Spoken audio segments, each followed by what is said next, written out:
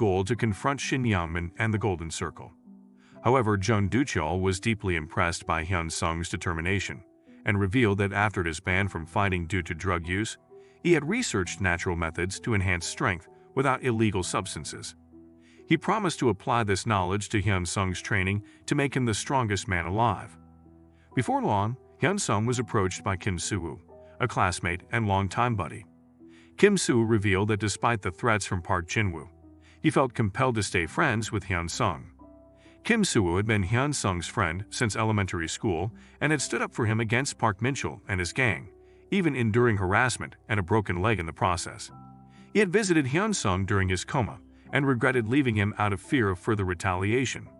Hyun Sung, concerned about Kim Soo-woo's safety and not wanting anyone else to get hurt because of his revenge mission, asked him to distance himself. Kim Soo-woo left with a promise to return, unwilling to abandon a friend who had been bullied. Throughout the day, Hyun Sung pondered the best way to distance himself from Kim Soo-woo without hurting his feelings. However, as the day ended and Kim Soo-woo didn't return, Hyun Sung considered it might be for the best. Suddenly, Hyun Sung overheard two boys discussing Kim Soo-woo's abduction by Park Jin-woo. Alarmed by the news, Hyun Sung feared for his friend's safety and rushed to save him.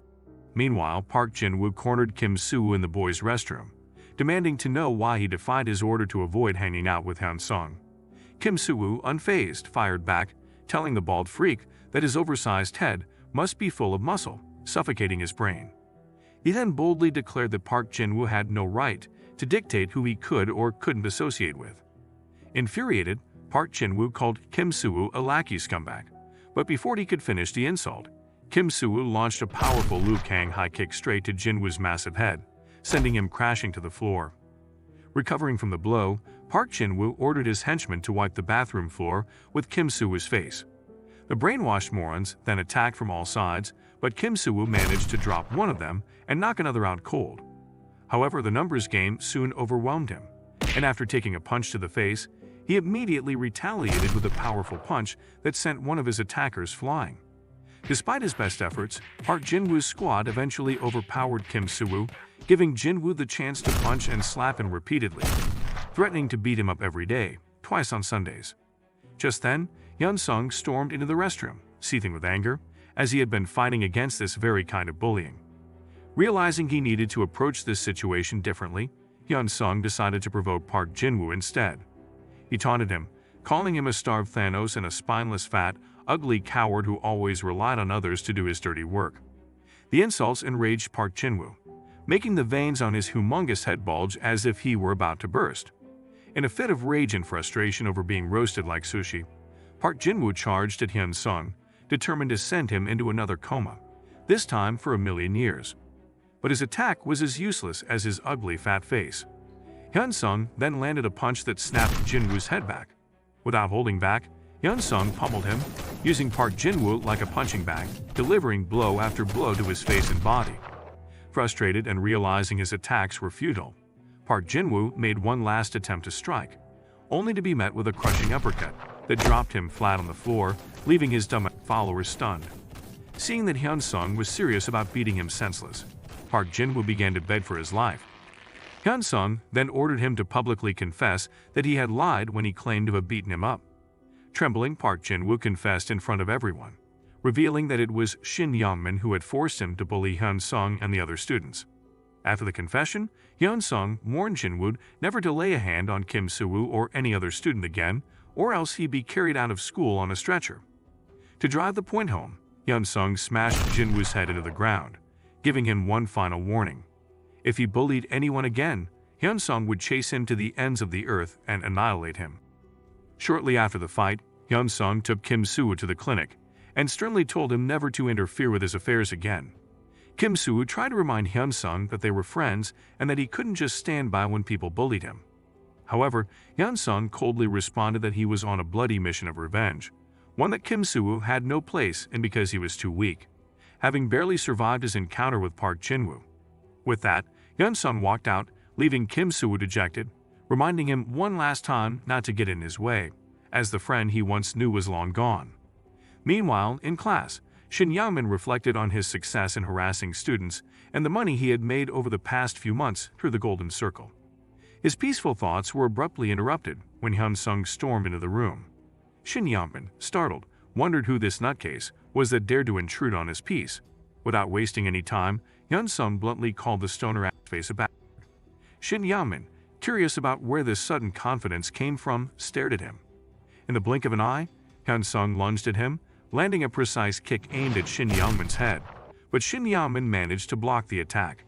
Perplexed, Shin Yangmin asked why Hyun-sung was acting all cray-cray and what his issue was. Hyun-sung didn't bother answering his useless question and instead continued his relentless assault. Shin Yangmin skillfully defended, keeping up a high guard to block every strike. After a series of failed attempts, Hyun-sung finally landed a powerful blow to Shin Yangmin's ribs, sending him staggering backwards and clutching his solar plexus in pain. Hyun-sung didn't give him a moment to recover, attacking again with full force, even whipping him with a chair. It was then that Shin Yangmin realized his attacker was a man on a mission to end him. So when Hyun-sung aimed another punch at his face, Shin Yangmin managed to stop the blow and retaliated with a punch of his own. The two began trading blows, neither holding back. Before long, Shin Yangmin started to gain the upper hand, relentlessly pounding Hyun-sung, who struggled to maintain his guard. In a desperate move, Hyun-sung gathered all his remaining strength and Roman Reigns speared Shin Yangmin, sending him crashing into the window. At that moment, the other students, who had been watching the fight in stunned silence, rushed to separate the two. But Hyun-sung, determined to finish what he started, resisted. As they dragged him out of the classroom, Hyun-sung promised Shin Yangmin that he wouldn't rest until he sent him to meet his maker. Left standing in disbelief, Shin Yangmin wondered how he had ended up tangling with someone who seemed straight out of a mental asylum. Shortly after the fight between Hyun-sung and Shin Yangmin, Kim Young-chol was called to the scene. He was shocked to see the extent of the damage and couldn't believe Hyun-sung was responsible. Kim Young-chol wondered if the principal would overlook this incident like he did the last time. Shortly afterwards, to Kim Young-chol's surprise, Dabwon told him to let it go. He'd explained that from then on, they had to ignore and cover up all of Hyun-sung's actions because the school needed the sponsorship that Go Changbyeom was offering. They couldn't afford to lose it. Dabwon then instructed Kim Young-chol to personally handle all of Hyun-sung's messes and promised a hefty reward in return. Excited by the offer, Kim Young-chol readily agreed to take care of the school's MVP until he graduated. Just as they finalized the agreement, a random buffon burst into the principal's office, announcing that the pretty boy had been hit. On hearing this news, both men were left aghast, wondering who dared lay a hand on Hyun-sung, the school's prize student. A few minutes later, Shin Yangmin, the culprit, was brought into the office. When questioned about why he attacked Hyun-sung, Shin Yangmin explained that he was the one who had been attacked first. But Kim Young-chol didn't believe a word, assuming Shin Yangmin was lying. Frustrated that his side of the story was being ignored, Shin Yangmin angrily shouted that he nearly lost his life, even falling from a window after being thrown by Hyun-sung. He added that there were plenty of students who could testify as witnesses. Still, Kim Young-chol dismissed his claims, calling his supposed witnesses disgusting liars that Shin Yangmin had likely coerced. Realizing that both the principal and Kim Young-chol were determined to protect Hyun-sung, Shin Yangmin understood that they had either been bribed or had something to gain. Knowing this fight wouldn't be as easy as he thought, he'd apologized and left the office. As he walked out, Shin Yangmin was seething. Kim Young-chol had clearly taken Hyun-sung's side, and with graduation approaching, he knew he couldn't let this drag him down. Determined to solve the problem, he reached out to Kang Tae-gyu, the regional broker of the Golden Circle, who promised to help. Later, Kang Tae-gyu visited Dabwon, demanding to know if he was giving Hyun-sung special treatment, and if so, why. He warned that he wouldn't let it slide. Laughing, Dabwon informed him that threats like that didn't work in the city. Undeterred, Kang Tae-gyu went to the police to report that Hyun-sung had brutally beaten 4 students before, nearly isekaiing them, and nothing had been done. The police officer responded that the case had been ruled as self-defense, and they couldn't ruin a student's life over it. As for the current fight, the officer added that if they punished Hyun-sung, they'd also have to arrest Shin Yangmin. This infuriated Kang Tae-gyu, who'd yelled at the officer, calling them useless and threatening to expose online how the prestigious school favored Hyun-sung due to bribes. But the officer remained unfazed, telling Kang Tae-gyu that no one in the city cared about what was posted online. Stunned, Kang Tae-gyu wondered what had happened to the town and why everyone seemed so corrupt. A few minutes later, Kang Tae-gyu received a call from Shin Yangmin. After explaining the situation, Shin Yangmin told him that the town was small and everyone knew each other. It was obvious that Da Won was hesitant to answer because he was working with the local cartel. Shin Yangmin added that the problem with the local cartel was their territorial nature.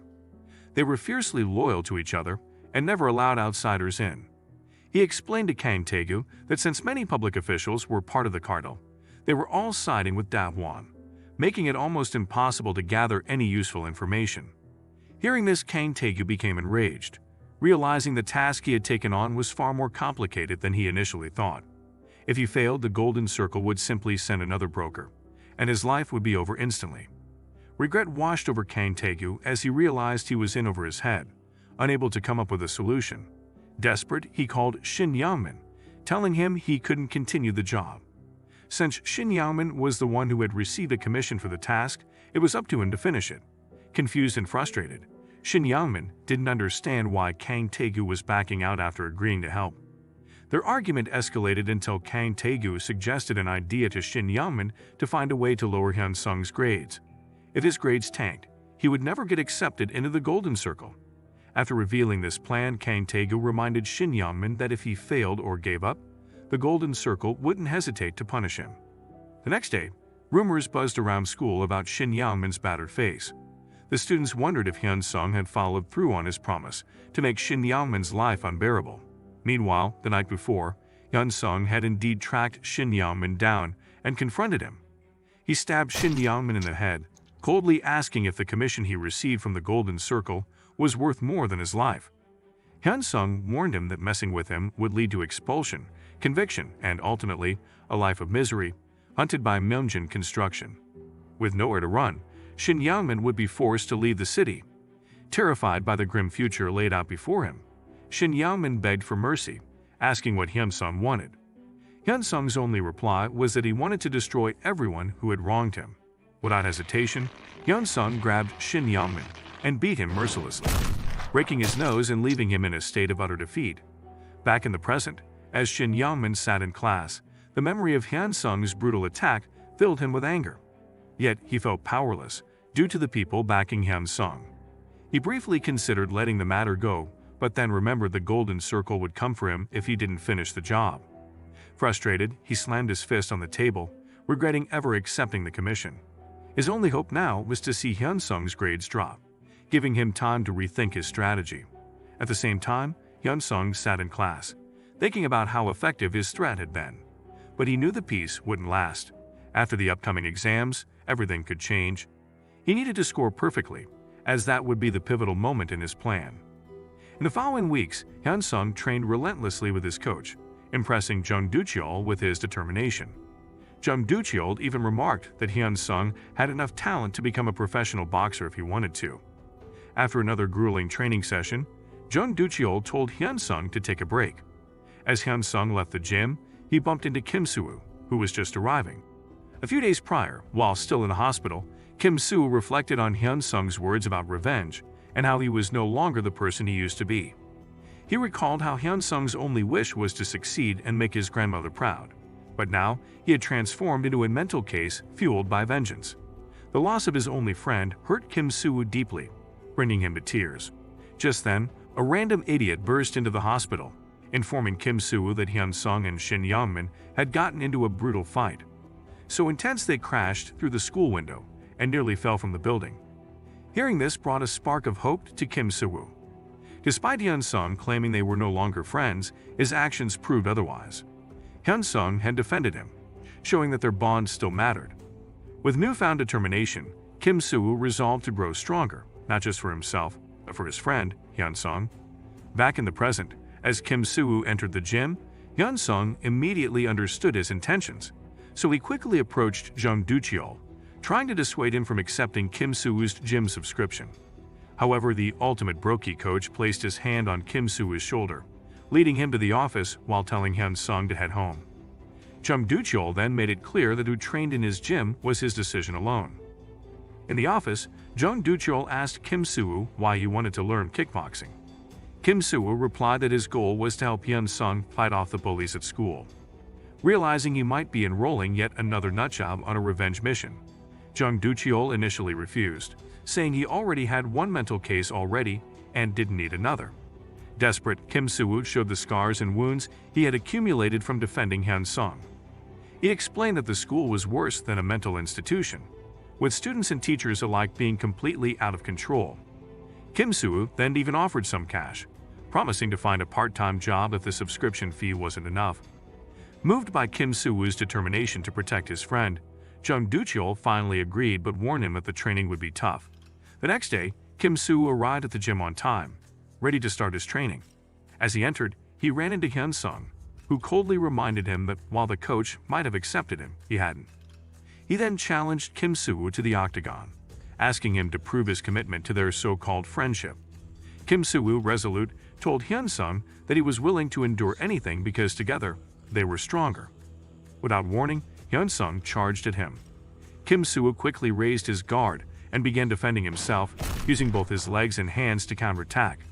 His precise blows surprised Hyun-sung, who remembered that Kim Soo-woo used to be a skilled athlete. Kim Soo-woo, a former taekwondo fighter with gold medals under his belt, had given up the sport after losing a competition due to an unfair referee decision.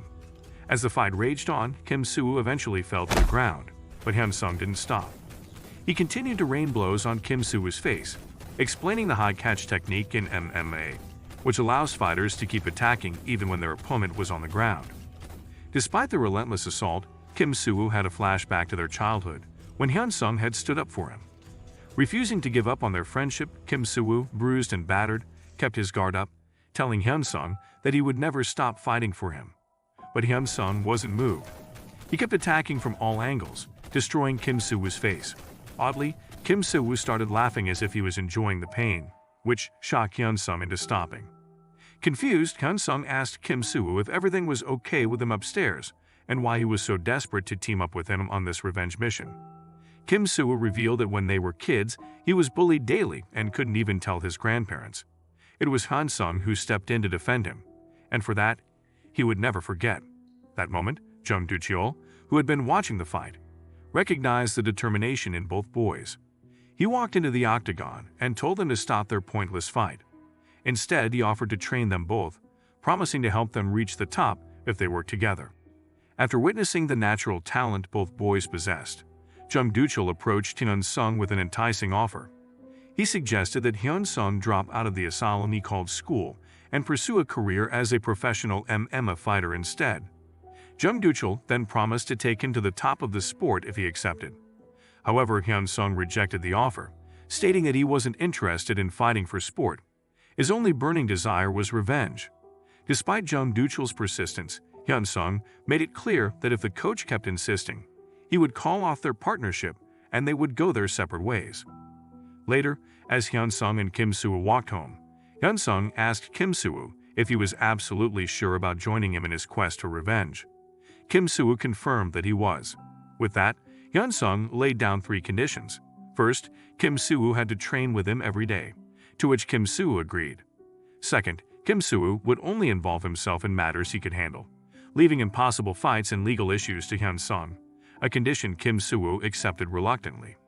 Lastly, Kim Soo-woo had to accept a monthly allowance from Munjin Construction without asking any questions about its source, which he also agreed to, though with hesitation. Later on, when Hyun-sung arrived home, he found his brother, Hyun-jin, watching a championship match. He immediately headed to the kitchen to prepare a meal for them both when his phone buzzed. It was a message from Jung Do-cheol, apologizing for pushing him to become an MMA fighter despite knowing he wasn't interested. Several weeks later, during the midterm test, the teacher handed out the exam papers, encouraging the students to do their best and avoid cheating. At that moment, Hyun-sung knew that he needed to achieve perfect scores to have any chance of infiltrating the Golden Circle and gathering the information necessary to bring down the organization. As he answered the test questions, some triggered memories from his past life, but his desire for revenge fueled him to push forward, determined to get the highest marks possible. After the midterms, the results were handed back, and students were asked to grade themselves. At that moment, Oh Hae-ji, a girl with a striking resemblance to Pennywise, approached Hyun-sung. Despite confessing her feelings for him in their first year, she had been rejected for being too damn ugly. However, since she was well known around the school, Hyun-sung decided to use her popularity as a tool. Reluctantly, he allowed her to check his test results. When she saw his perfect score of 100 in every subject, she was stunned. The next day, Hyun-sung called Kim Young-chol to the school's rooftop for an important discussion. The teacher, as expected, began praising him for being the top-ranked student in the school, but Hyun-sung brushed off the flattery. He cut to the chase and asked Kim Young-chol if he had any information about the Golden Circle, catching the teacher off guard. Will Hyun-sung be able to infiltrate the Golden Circle and gather the information he needs to bring down the evil organization? Comment Golden Circle if you're eager to find out in our Part 2. Give this video a thumbs up if you enjoyed it, and don't forget to subscribe to the channel for more content like this. As always, thanks for watching.